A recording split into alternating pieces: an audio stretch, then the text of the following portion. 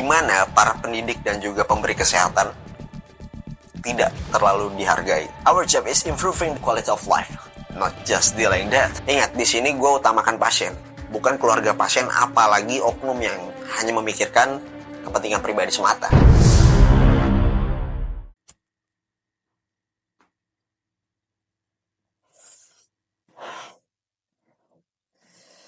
Selamat datang di Isi Kepala.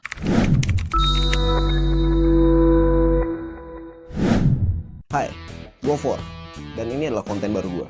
Di luar semua konten musik yang biasa gue buat, kali ini gue mau bikin konten monolog ala-ala lah. Ya seperti hal layaknya manusia biasa, yang isi kepalanya punya banyak konflik dan juga pertanyaan. Mengapa dunia berputar? Mengapa air mengalir? Mengapa One Piece gak tamat-tamat? Mengapa Anies nyalon presiden? Sudahlah. Konten ini gue buat sebagai salah satu terapi gue buat mengeluarkan yang ada di kepala gue. Semua unek-unek yang ada di dalam isi kepala gue. Yang harapannya bisa menjadi wadah dan juga forum sebagai media sharing informasi, pengalaman, dan juga hal-hal yang menurut gue bisa dibagikan. Bisa menjadi pembelajaran hidup buat teman-teman semua dan khususnya buat gue sendiri. Episode pertama isi kepala kali ini gue angkat dari profesi gue di luar dari kegiatan konten gue. Mengapa jadi perawat? Oke, sebelum memulai video ini gak ada salahnya kalau misalnya kalian mau mencet tombol subscribe-nya dulu sebagai ya tanda pertemanan kita, yang mana mungkin suatu saat bisa bermanfaat atau mungkin kalian tertarik dengan musik-musik yang gue bikin. Our job is improving the quality of life, not just dealing death. You treat a disease, maybe you can win or lose. But if you treat a person, I guarantee you, you'll be a win. No matter what the outcome. Ya, itu adalah penggalan kalimat yang gue ambil dari salah satu film favorit gue, Fetch Adam, yang dirilis tahun 1998, yang katanya kisah nyata. Ini seorang dokter yang jenius banget, tapi dia punya pola pikir dan juga pola untuk memberikan kesehatan dan pelayanan yang berbeda pada dokter umum. Ya, artinya kurang lebih seperti ini. Tugas kita sebagai tim medis sebenar-benarnya, entah itu dokter atau perawat atau bidan, bukan hanya untuk menunda kematian, tapi yang paling penting adalah meningkatkan kualitas hidup pasien itu sendiri. Ketika kita atau lu sendiri menangani satu penyakit, lu bisa aja menang atau kalah. Tapi ketika lu treatment manusia atau person, lu pasti menang, apapun hasilnya. Yes, treatment sebaik-baiknya, bikin dia senyamannya dan sebahagia mungkin, lu pasti menang. Entah itu hasilnya bisa sembuh, bisa kematian. Gak ada yang tahu, karena cuma Tuhan yang punya kuasa tersebut. Terus kenapa ini bisa menjadi masalah dan juga momok di kepala gue? Atau mungkin di kepala kalian sebagai tim medis? Jawabannya adalah karena kita hidup di negeri di mana para pendidik dan juga pemberi kesehatan tidak terlalu dihargai. Yang mana itu akhirnya menuntut para tim medis ketar-ketir karena gaji dan juga jasa pelayanan ya mungkin di bawah layaknya dibandingkan para pemberi kebodohan di negeri ini. Apalagi di rumah sakit swasta kayak gue, UMR. Jangan harap. Karena tiap orang punya tujuan dan juga kepentingan serta prioritasnya masing-masing. Jangan heran kalau misalkan kalian pernah segelintir atau bahkan menjadi rahasia umum terlintas atau terdengar gosip yang menyampaikan bahwa pasien umum, pasien asuransi dan juga pasien BPJS itu berbeda pelayanannya di kalangan masyarakat. Bertahun-tahun gue kerja di rumah sakit sebagai tim medis. Di 2 rumah sakit berbeda bahkan gue pernah. And that is true. Kenyataannya di lapangan memang seperti itu. Gue cerita sedikit. Di rumah sakit pertama saat itu gue sudah lumayan lama. Gue udah pegawai tetap. Tapi akhirnya gue resign karena sedikit banyak gue ada berbeda visi dan misi. Dan kebetulan gue punya backup. Yaitu gue punya usaha kecil-kecilan. Gue punya clothing store dan juga punya kopi. Code Bro waktu itu.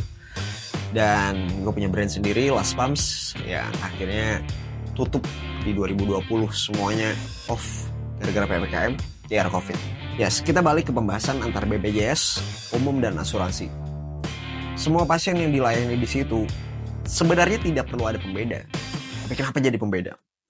Karena jujur aja, gue waktu itu pengalaman gue nggak tahu kalau misalkan di daerah lain atau rumah sakit lain. Pengalaman gue waktu di rumah sakit pertama, gue kerja selayaknya tim medis. Akhirnya gue resign dan BPJS masih telat bayar gue 6 bulan.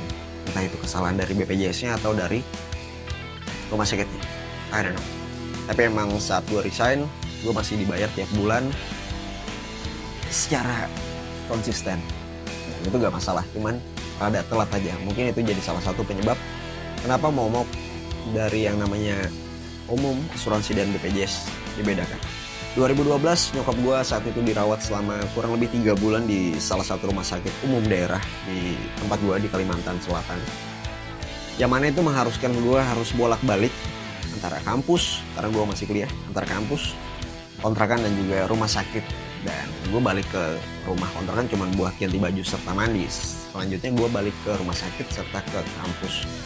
Dari 3 bulan gue di sana, gue banyak banget melihat hal-hal yang bisa gue jadikan pembelajaran. Gue lihat yang mana petugas melakukan tindakan, gue melihat cara melakukan pasien. Semua gue lihat dan gue rangkum sebaik-baiknya di kepala gue. Gue filter, gue ambil semua yang baik-baiknya dan gue buang semua yang tidak baik. Akhirnya gue masuk di salah satu rumah sakit tersebut. Gue perlakukan semua pasien sama. Entah itu umum, asuransi, BPJS, atau bahkan mungkin anak presiden. Jadi jangan harap kalau misalkan punya perlakuan spesial. Semuanya sama. Gue akan perlakukan sebaik-baiknya. Gue bakal treatment pasien itu sebisa gue, semampu gue. Karena menurut gue semua pasien itu punya hak yang sama. Bahkan jika misalkan kita benci banget sama tuh pasien, entah itu musuh kita atau kita nggak suka sama keluarganya karena pelakuannya kurang enak pada tim medis yang lain atau kita, usahakan lakukan yang terbaik, usahakan senyum terus. Ini tantangannya. Dimana kita harus belajar acting, dimana kita harus belajar memberikan ketulusan pada pasien yang kita layani. Yes, karena apa?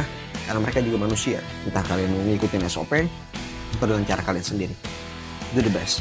Gak ada habisnya kalau misalnya gue bahas tentang pelayanan yang ada di negeri ini. 1 jam ini gak cukup. Apalagi cuma beberapa menit seperti ini kan. Itu mungkin bisa menjadi bayangan gue untuk konten selanjutnya. Kita bahas di lain waktu. Akhirnya sekarang gue sudah di rumah sakit yang berbeda. Sejak 2021 gue akhirnya balik sesuai jasa gue balik ke rumah sakit lagi. Gue kerja di rumah sakit lagi dan ya seperti yang gue bilang di awal, gue perlakukan semua pasien itu sama sebaik mungkin. Gak jarang gue bersitegang dengan tim medis lain, entah itu teman sejawat, perawat, atau dokter. Demi apa? Demi pasien mendapatkan kesembuhan. Ingat, di sini gue utamakan pasien, bukan keluarga pasien, apalagi oknum yang hanya memikirkan kepentingan pribadi semata. Karena gue yakin dan percaya satu hal, orang-orang kayak kita, orang-orang tim medis, entah itu dokter, perawat, dan lainnya, terutama perawat dan juga bidan yang notabene lebih banyak kontak dengan pasiennya, lebih intens, itu bakal merasakan hal yang paling membahagiakan, paling menyenangkan, paling semua hal baik bakal kita rasakan ketika kita melihat senyum dari pasien dan juga keluarga pasien yang menginginkan kesembuhan pada pasiennya, pada keluarganya, bisa pulang dengan selamat, dengan sehat. Itu adalah hal yang paling membahagiakan yang pernah gue rasakan. Dan gue yakin kalian semua juga pengen kayak gitu. Gue rasa cukup untuk pembahasan yang sedikit kali ini, walaupun masih banyak banget yang pengen gue sampaikan. Masih banyak unek-unek yang harusnya gue sampaikan tapi tidak bisa tersampaikan hanya untuk beberapa menit. Bisa lah, nanti kita kontak-kontak. Semoga apa yang gue share hari ini bisa menjadi pembelajaran buat diri kita sendiri, gue tentunya, untuk melakukan pelayanan yang lebih baik lagi ke depannya. Dan untuk para petinggi yang berwenang, gue mohon dengan sangat, entah itu di pemerintahan atau apapun itu, gue mohon dengan sangat, perhatikan tim medis, perhatikan tenaga medis, perhatikan para pendidik di negeri kita. Berikan mereka reward dan juga apresiasi yang selayaknya. Karena percayalah, ketika apresiasi dan juga reward itu diberikan selayaknya, orang yang rajin bakal menjadi lebih rajin. Dan orang yang mungkin malas, ya mungkin bisa berubah menjadi rajin. Sekian isi kepala kali ini. Think whatever you want, do whatever you want.